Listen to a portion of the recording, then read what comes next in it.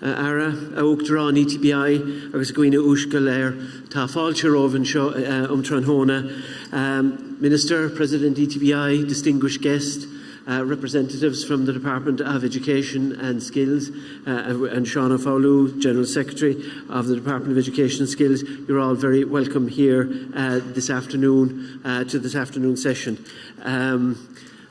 I'd like to especially welcome the Minister here this afternoon.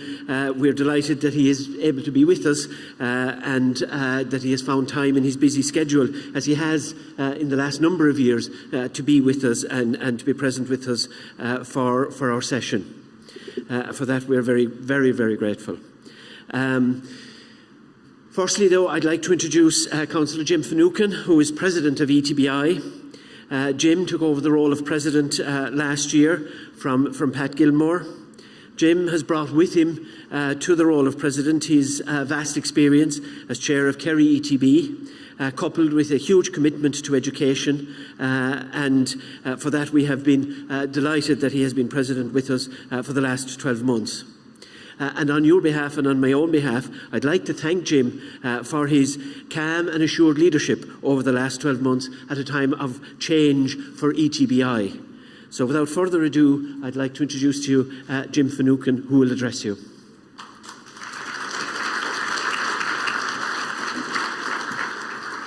Good afternoon, delegates, Minister, General Secretary, Department of Education, officials, invited guests, members, fellow delegates. It's a great honour for me to be here and to make the presidential address. Har Ceann ETBI Curran Falter Rove, Ila Cúg and Coval Blatoon and Shoy Kildara, Tarsula Gum, Gwinning Shiv, Tanav, August Tirva, Asang Golval. This is the first annual conference of ETBI following the retirement of Michael Moriarty after 20 years as General Secretary. Michael left ETBI at the end of April, and I know we had a celebration with a number of people, both from the sector and from the Department of Skills, to thank him for his leadership over the last 20 years. He was effective, robust, and very committed to his role. So I know Michael is here, and I would just, on your behalf, formally thank him for his contribution.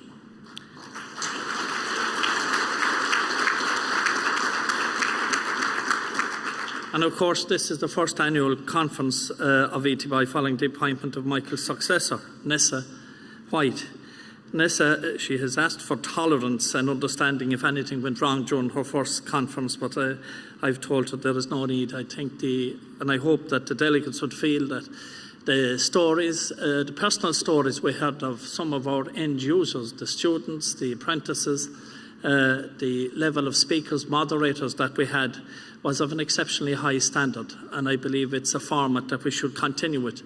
If we are dealing with young people, people who are unemployed, let them have a say in our conference. Let us hear directly from them as end users. And I know Nessa is very committed to that process, and I would hope that that process would continue.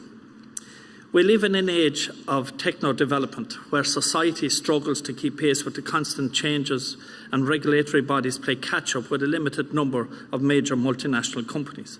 Our young people, students, trainees and learners are gripped in a culture of communication, accessibility, sharing personal information, which often makes them open to manipulation and aggressive marketing. Those who struggle with this environment can be left isolated and exposed. There is now an emphasis on wellness and overall development. We must seek to build the whole person, to contribute to society, and in so doing, build our own humanity. In our school, education centres and training centres, we in the ETB sector see it as part of our core mission to develop the whole person through an inclusive and holistic process. Human progress is neither automatic nor inevitable. Even a superficial look at history reveals that no social advance rolls on wheels of inevitability. Every step towards the goal of justice requires sacrifice, suffering and struggle, the tireless exertions and passionate concern of dedicated individuals. Without persistent effort, time itself becomes an ally of the insurgent and primitive forces of irrational emotionalism and social destruction. This is a time for vigorous and positive action. They're the words, they're not mine, but of Martin Luther King when he spoke of a particular part in history in the 60s, but sometimes those words where he calls for vigorous and positive action. And I, Minister, would also welcome you. I think that as Minister, you have laid down targets for yourself and your department. And I would like to raise perhaps a number of key issues with you and your officials this evening. We have heard this morning from apprentices who told us of how they embarked on their story. And I would like to say, and particularly when one reflects back on all of our lives or back in figures in history, the only thing that matters at the end of a career, whether it's public life or otherwise or as an educator, is the interaction we've had with people throughout our career, how we treated those people, how we impacted, were we a positive influence? And I would hope, Minister, that you will leave a legacy of having an impact on the sector that we all serve. And I particularly speak of the apprenticeship and traineeship, and we had a number of very committed speakers. I myself served my time as an apprentice fitter many years ago. But I think that what I would like to say is that we need a dramatic new approach to apprenticeships and traineeships. And I have a simple proposal. Like all proposals, they can be simple or complex depending on what. And I know as a parent, as somebody who's gone through the CEO process on 3 different occasions with obviously three children, and I suppose the only thing you can compare a vote of no confidence in the Dáil would make somebody's family meetings look like a teddy bear's picnic. But the challenge that some young people face, particularly at just those crucial times when families and students come together and look at options. And my proposal is based on the CEO Forum should have a section for apprenticeships and traineeships, a box that's ticked. Because if you're going to give young trainees and young apprenticeships value for their career choice, let's structure it in a way and let's people be aware of it at a crucial time in most homes when the CEO Forum comes in. And it just means that if they tick a box to state that they're interested in finding out further about apprenticeships and traineeships, we would guarantee them in the ETB sector, their local ETB, to have a meeting with a training officer to match up their aspirations with potential employers. I believe that this would lift the whole area of apprenticeships and traineeships. Because even if you look at some of the people who spoke with us today, Tara O'Halloran, the instructor, how many young people who started a hairdressing course with the ETB have gone on to employ 5, 6 and 10 people? How many people who started as an apprentice as a plumber and end up employing 5, 6 and 10 people? These are potential people, economic drivers of our economic recovery. So why not give them the status, the equal status of a third-level institution by simply recognising that they have an equal part to play, and if not, perhaps a more constructive part to play in our economic recovery and the provision of key skills in our economy. I would also like to say, Minister, and I welcome your plan to build 400 new multi-denominational primary schools. And as one of the ETBs, 3 ETBs, I think Wicklow and ourselves, Wicklow and Kildare, ourselves and Meath, I think, recently opened a primary school this year, community primary school. And most ETBs like ourselves, and I speak for my own ETB, we've been asked by the department to project manage a school which is outside of our jurisdiction, and we do so with heart and with eagerness. And I welcome extra responsibility in the ETB structures. And I believe we have the management and the people to take on extra responsibilities. But if we are going to take on these extra responsibilities, like project managing other projects, when these schools are announced, I would like a commitment from the Department of Declaration that these schools are going to be community primary schools. Let's make a definitive statement. We represent the state. We are part of the organ of the state. We work in partnership with the Department of Education. And whatever about private providers of education, we in the ETB structure, when it comes to community primary school, we need a definitive statement for these new schools that we represent the state. We represent the people. We're democratically placed there. Our committees are democratically elected and answerable to the structures that they are. So, Minister, I would appeal in this significant announcement to new schools, particularly in the community primary sector, that we are recognised as the primary organ of the state, and we shouldn't apologise. We should not be in a bartering system with others. And if you look at the European model throughout Europe, it's the state that provides state education. We are the state, we are the people to deliver primary education.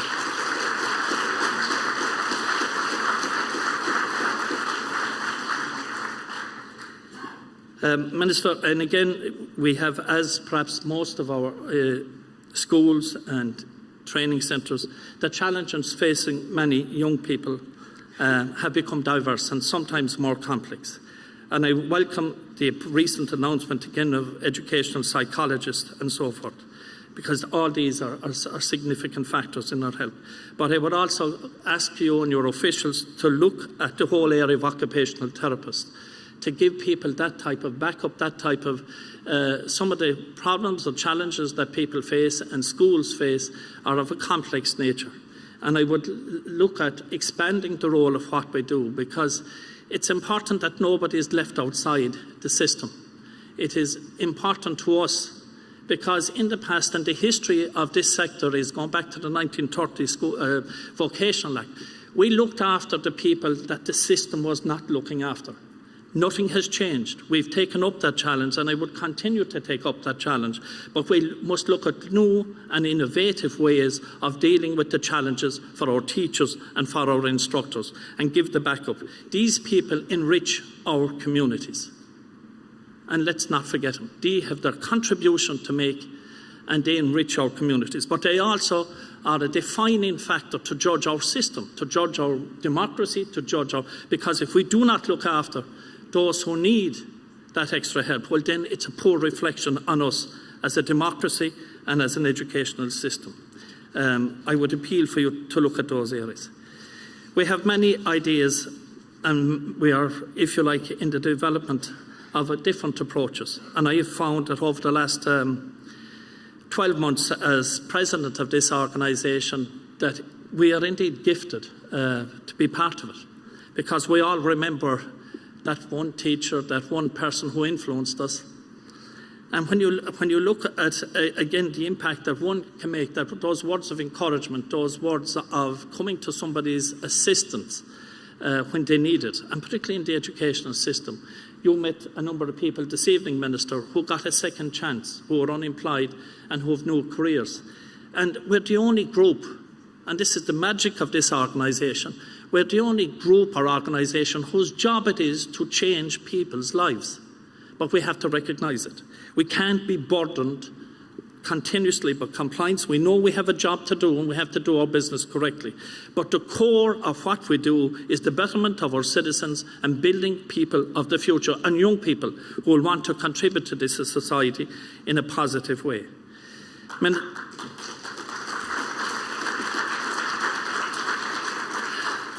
I'm breaking precedent. I'm going to conclude because I feel that, look, we're here to listen to the Minister. But Minister, I would say that you have at your disposal in this organisation and the 16 ETBs throughout the country a committed group of professionals who are innovative, who are anxious to respond.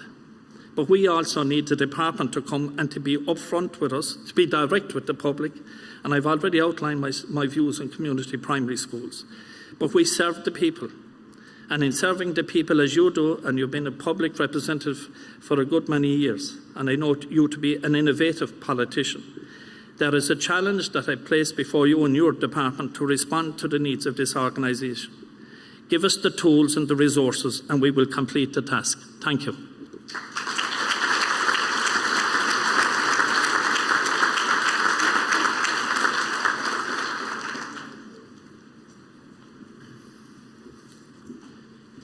Thank you very much, Jim, for those words, for outlining, I suppose, for us as the ETB sector, as the state, a broader role as the state provider of education that is inclusive, holistic and value for money as well. Since his appointment as Minister for Education a couple of short years ago, Minister Richard Bruton has given huge time and energy in creating and implementing a vision for Irish education, and in looking to structure a system to meet emerging needs and challenges at all levels.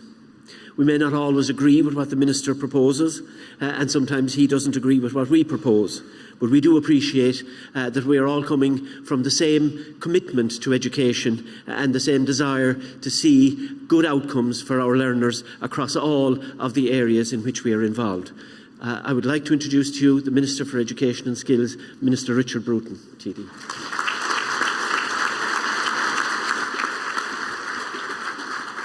Well, thanks very much indeed, George, and thanks, Jim, for what was certainly a passionate appeal and a statement of the values on which this organisation is built, and they're values that I hold to heart as well.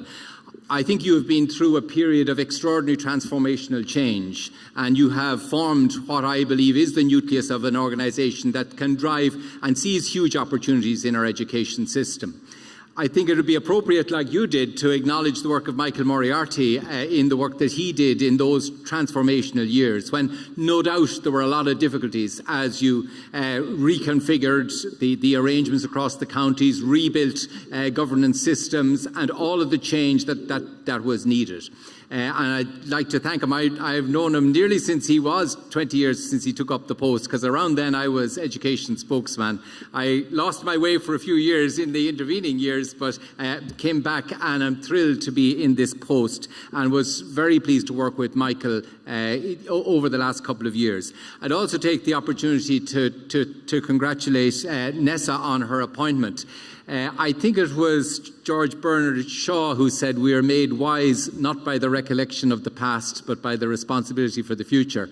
So while we do recollect the great past that Michael has forged, I think we do also with Nessa look to the future and the opportunities and challenges, and indeed Jim addressed many of them.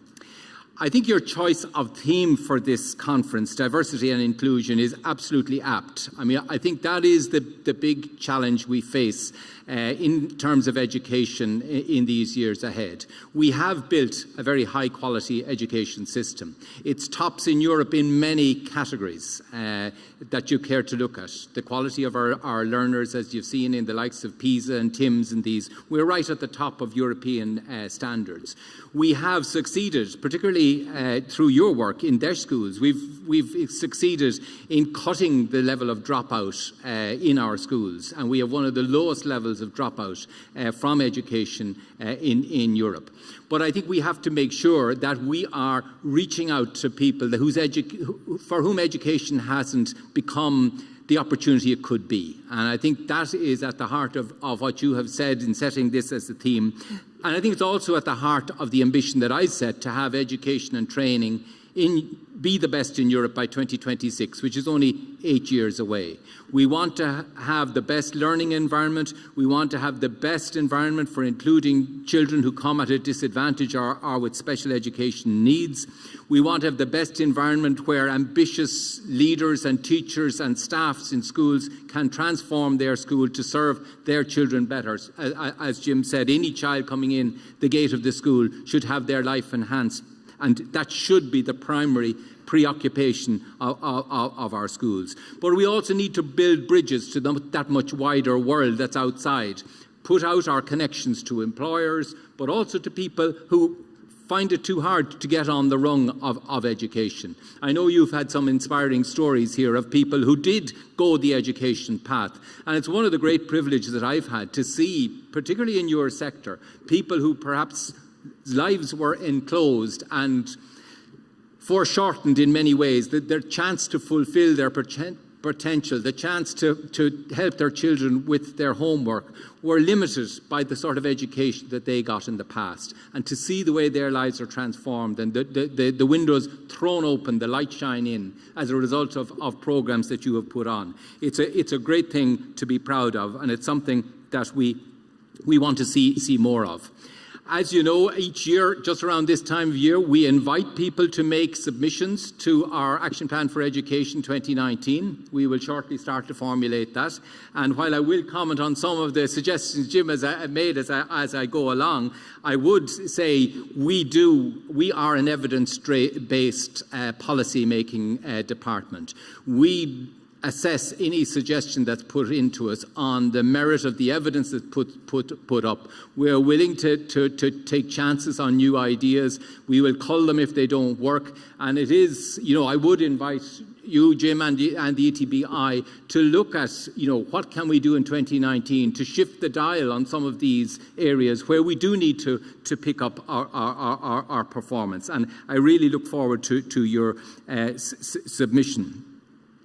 I think you're right to talk. It is about persistence, and quoting Martin Luther King is very appropriate. A man who continually picked himself up from reversals and kept going. We do have to have that sort of spirit because we need to set high ambitions and drive continually for them. And I hope that the structure we've put in place allows us with an ambition to work together to achieve that. And I really look forward to it. I would draw attention, I've already mentioned the achievements of the DESH programme, and they are huge. Not only did we have dropout, but we've also seen the level of low literacy have within DESH schools. So those who are struggling, if you like, at the back of the class, we have halved the extent to which, on a measured scale, those children end up our schools still struggling. That's a very significant achievement. But there is very significant gaps that still remain, and that's one of the challenges we face, to look at innovative ways of addressing that. It is partly about resources, but it's also partly about how we deploy resources to make an impact on areas that really matter to those young people. And that's why I've put big emphasis on trying to foster innovation, get schools working together in clusters, trying different things and testing them.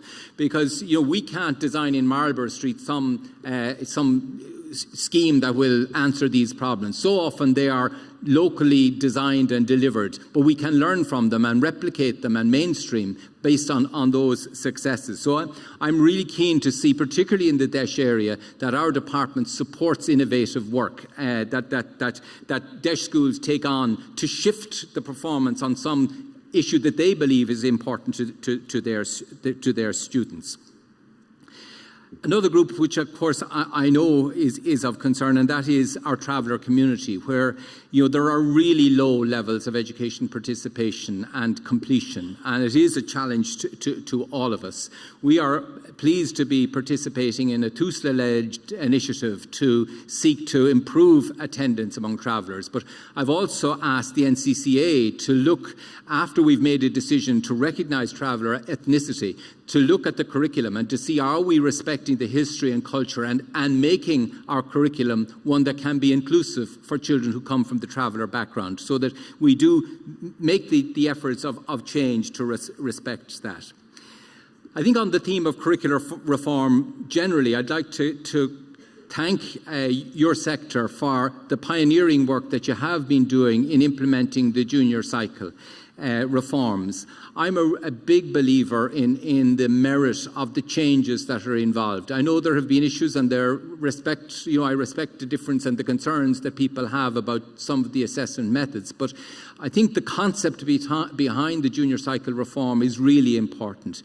It is to move away from the memory-based retention to something that is more inclusive, that values a wider range of capabilities, and that stretches young people to display those capabilities. And we've only had English so far, but even English, the classroom-based assessment in English showed the sort of challenge you can put down to young people, to convince their peers of a case, to show their communication skills, to communicate that and win the argument. This was a really valuable experience, and I think we need to get more of that, and we need to get our other institutions, be it employers, our third level institutions, our further education institutions, to recognise these wider skills that people are going to pick up in their education. I think, Jim, you rightly pointed to the pressure that young people are under, and I hope that the Wellbeing Programme, not only as a curricular reform at junior cycle, but as a strategy for our schools, supported by the NEPS, the National Educational Psychological Service, which we are expanding. I hope that will really mark not just a school which teaches a lot of people, but which is always important, but a school which builds resilience and discernment among their people, the capacity to take the reversals that life throws at them, the stresses that come from social media and other quarters. And it was great to see out there some of the efforts that we need to make in internet safety being offered and promoted here. We also are looking at, computer science, PE. These are skills that our young people need to adopt if they are, for some of them at least, if they are to thrive in the world ahead. So we are making, I think, curricular changes, and I really appreciate the work that you're doing there. I absolutely agree with you, Jim, when you say that children who come to education with a special education need enrich the schools that they come to. I was very struck when I visited Marino in my own constituency, where they had been involved in the pilot of the new resource teaching model. And the evidence of what they had to say, it wasn't just that it was a fairer and better way to allocate, but it involved the entire school in taking responsibility for the inclusion of children with special needs. It took it away from something being on the margins to something being at the core. And it led by the principal. And I think that's a really significant asset. So not only, I think, are we allocating resources more fairly, which will be undoubtedly of benefit to some of the schools that you serve, which over time will see an accretion of resources for the challenges you take on. But it's also transforming the environment within the school. And that's so reassuring to see that the model that was designed by the NCSE and very carefully piloted is having an impact. We have invested heavily in this area. I mean, in the last, even in my time, 3 years, we've put in 1,600 extra resource teachers, 3,000 extra SNAs, 450 additional ASD units, or special units within schools, to create those opportunities that you rightly say that can be integrated. And we've also recognised the point you make about occupational therapy and speech and language therapy, for example, being important resources that many of these children need if they're to fulfil their potential in education. And we're running a pilot this year for the first time in 150, both mixture of preschools and schools, where speech and language therapy and occupational therapy will be integrated into the school. So that we hope that instead of having perhaps episodic periods where you get access to speech and language therapy and then the benefit perhaps just decays until the next opportunity, you have the potential that the school will carry on those drills and exercises and improvements and programs, that the children will get more lasting benefit, and that the school will be enriched by it. So it's a pilot. Of course, it'll have to prove its worth, but I think it is along the lines that you say. In the same way, the recent review of the special need assistance, which his name is now proposed to be changed to the inclusion. Who can tell me? Support assistant. I honestly believe that path is really an exciting path as well, because it recognises that although special needs assistants have been hugely valuable, it can be a blunt instrument and really needs to be integrated into other elements of support. It needs to have training programs to support and develop the skills of the special need assistant. And again, this is something that we need to pilot to test the model. But it is very much on the theme that you said, making sure that we have an inclusive model that makes our schools somewhere where people, regardless of what need they come with, can fulfill. And it's something that I really think it's a great initiative if we can prove that concept in the course in the future. Another area that I'm really keen to continue to develop is the strengthening of leadership within our schools.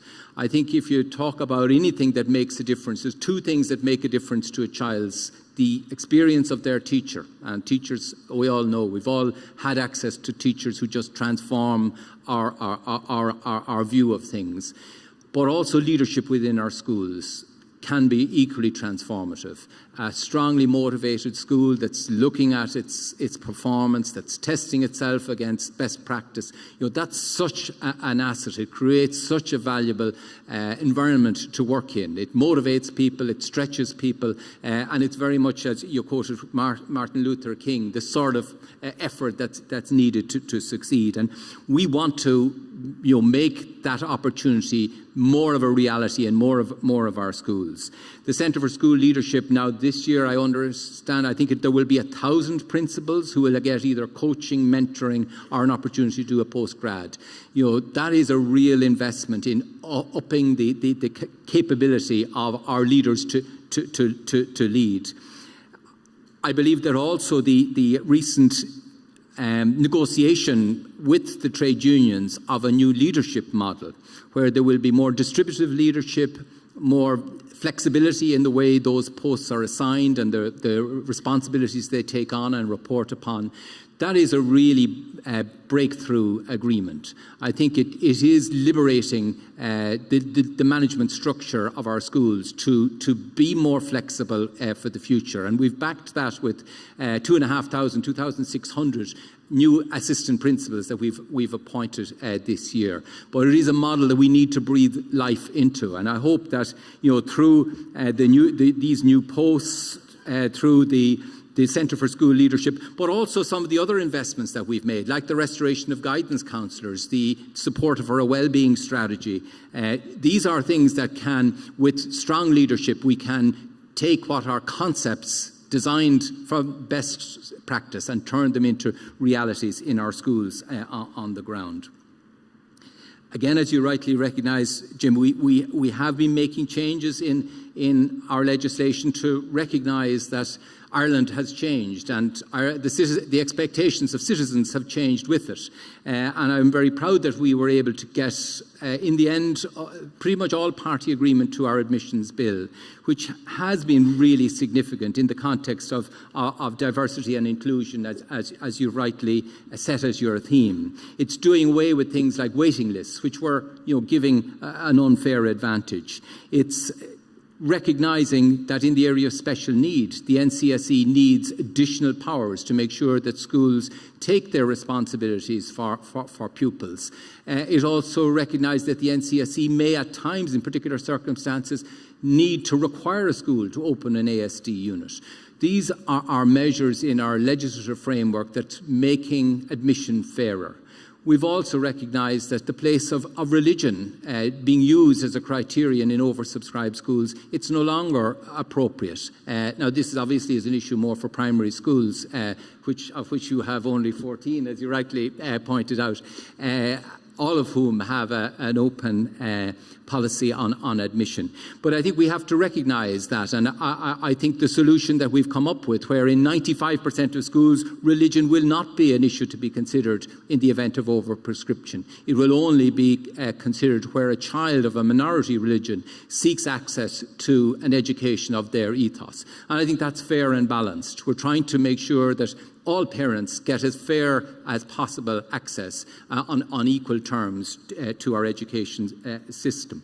We're also recognising that TUSLA should have the authority at times to require a school to take pupil, to make sure that our legislation recognises and supports the principles that we all hope will inspire schools in their selection. I recognise your ambition, and I think you make a very strong case for community national schools and the quality of what you can offer.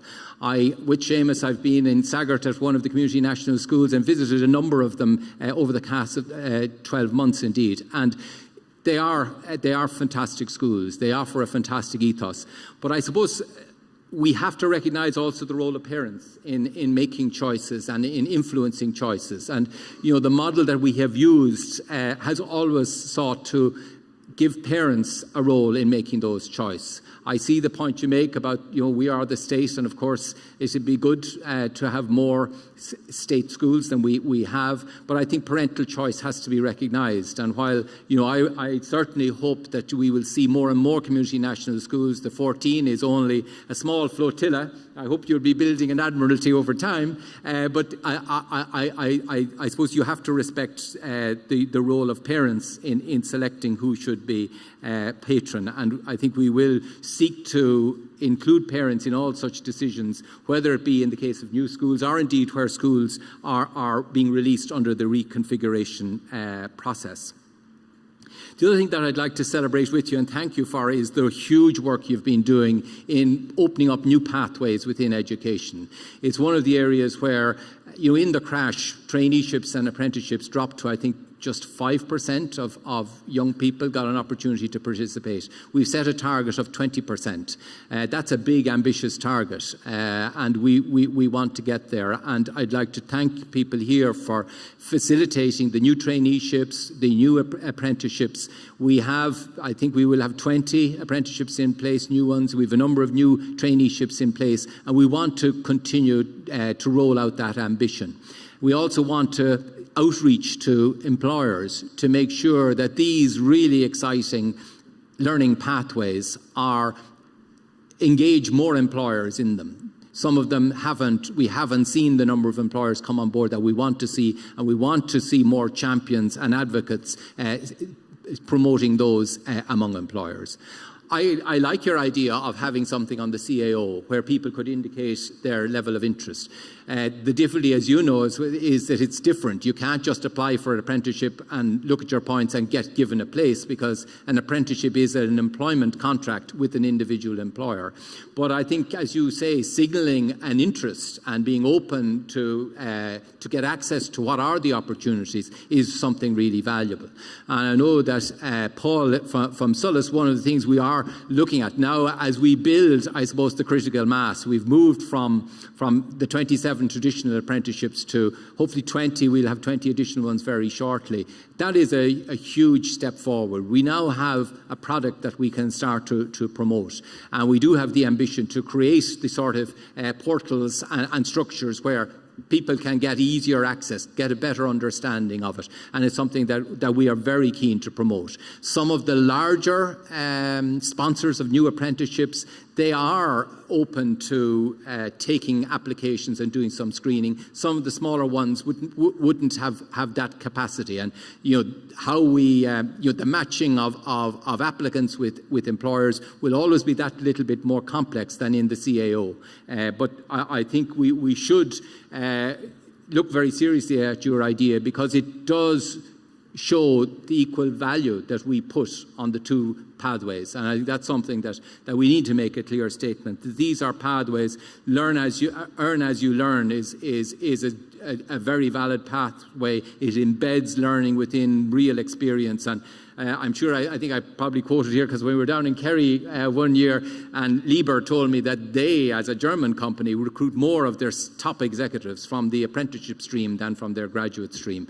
For companies, a lot of them recognise the strengths of this pathway that we haven't valued as well. And of course, as I learned from your own examples, it broadens the participation. 99.9%, sadly, of our traditional apprenticeships are male. The new apprenticeships are seeing a lot of more diversity in those who participate. We also want to see more diversity in terms of people with a disability who participate. And it is encouraging to see that the trends of participation by people in a disability in our education programs are continuing to grow. And it's an area where we want to continue to make efforts. Recently, you probably have seen Sullus promoted their policy for how we're going to reach people who need to upskill. We all know about the changing world of work and how quickly that's going to hit vulnerable sectors, where if we don't learn new skills, we could find people being dislodged from employment. That program is very ambitious as to how we will reach them as individuals, through employers, through the programs we offer. They have to be quality programs, they have to be diverse, they have to be accessible. We have to tailor tailor them in a different way given the pressures that are on the people we're trying to attract. It is a huge challenge that's being taken on, but we've set ambitious targets there to ensure that people who need second chance, and there are very many of them, be they people who didn't get a chance and who have skills that they would love to improve from their first time round, or people who simply are facing the onward march of technology and they need to shift. We want to ensure, and the ETBs are at the core of that. It's encouraging to see the figures are showing that we are seeing more people participate, and that's a credit to the programs that you're issued.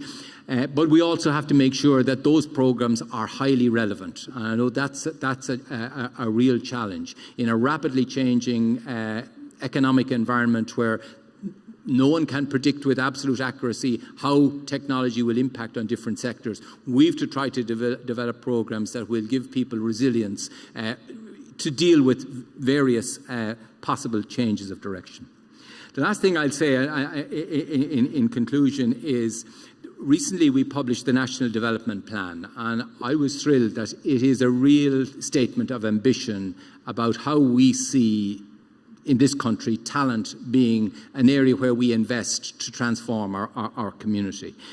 For the first time ever, we have a budget, a capital budget for the further education and training sector, something we didn't have for years. It's a mark of very specific ambition. In terms of schools, we're setting out to increase our budgets by 70% on the period just gone out, the last 10 years. Next 10 years will be 70% more. But it will also be implemented when we won't have quite the same level of demographic pressure. So we will be able to look at areas like science facilities, PE facilities, digital facilities, and make sure that we are upgrading the quality of what we offer to the highest standards.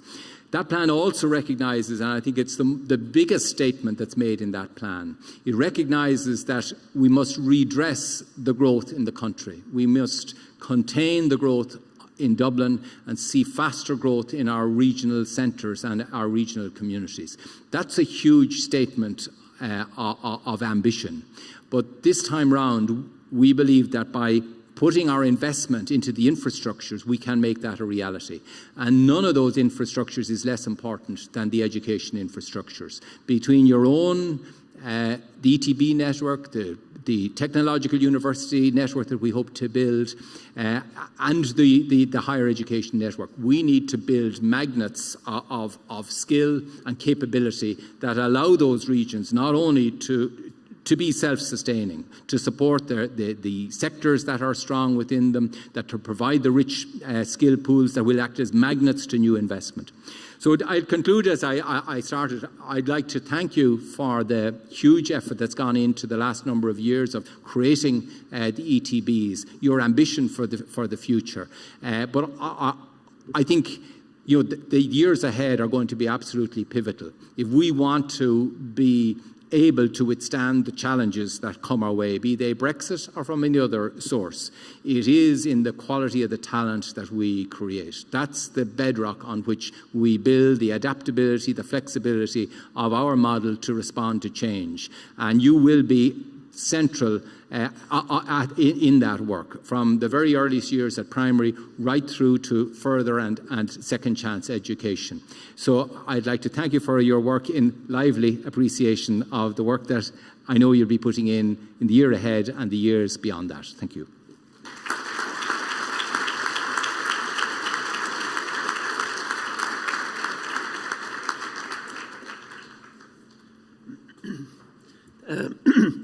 Thank you very much, Minister, for that outline of where you see things going in Irish education over the coming years, and just rest assured that we in ETBs will continue to work with you, your officials and our partners in education in furthering that common goal that you mentioned there at the outset of creating the best learning environment possible. What strikes me as one thing in relation to the Minister mentioned about parental choice in terms of national schools and so on. Maybe if we concentrated less on parental choice in respect of the type of patron and more on the type of education, we might find a way forward in looking at an education that's inclusive, holistic, democratic, and one model then suggests itself clearly in that context. It's only 5 short months since Nessa White became General Secretary of ETBI. And in that short time, I think she has grasped the role of General Secretary with its complexities, and she has shown skill, competence and leadership in that role. So much so that it seems like she has been around forever, but that's not forgetting Michael Moriarty, who was actually around forever, as the Minister said. But I'd like to introduce to you Nessa White, General Secretary of ETBI.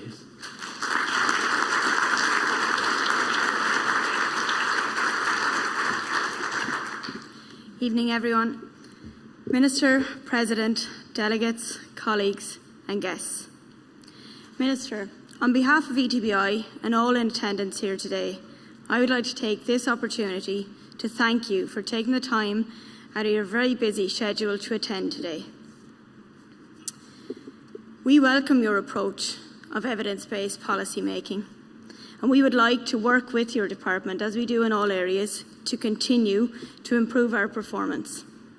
We would also like to discuss what measures success and what we see as our measurement of success in what we deliver. In my view, this conference, my first, has allowed us to begin to take a sectoral approach to telling our story, to telling the story of what we do well, and most importantly, the difference we make to the communities throughout Ireland. That's the difference that ETBs make. As the conference closes, I am most pleased it has been a success, and I feel the future of the ETB sector is bright, and I look forward to being part of what we can do as a sector to move forward and progress with the ideas and thoughts that we have had from our conference over the last 2 days. Thank you.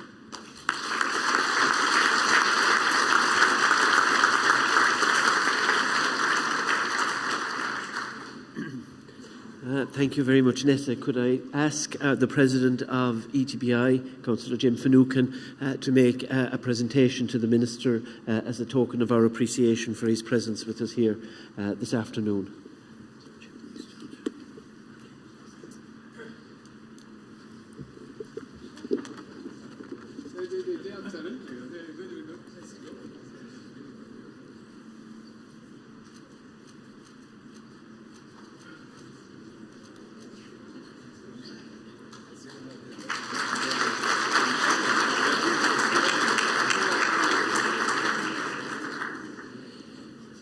In conclusion, can I thank the Minister, Councillor Jim Finucane and Nessa White for their presentations here this afternoon. And just to remind everybody, can I also thank you for your presence here this afternoon and over the last couple of days at the conference.